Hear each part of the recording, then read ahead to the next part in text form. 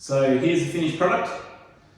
Solid welding table, 900mm wide by 1800mm long, 16mm thick top.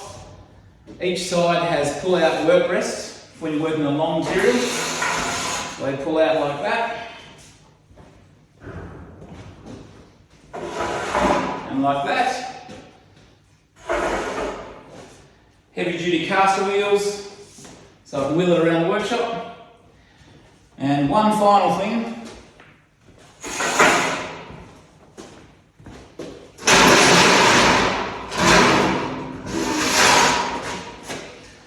This is the plasma cutting table with the slats.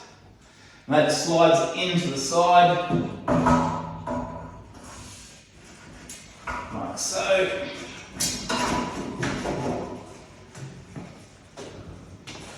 That gives a good place to do a bit of hand plasma cutting with my plasma torch.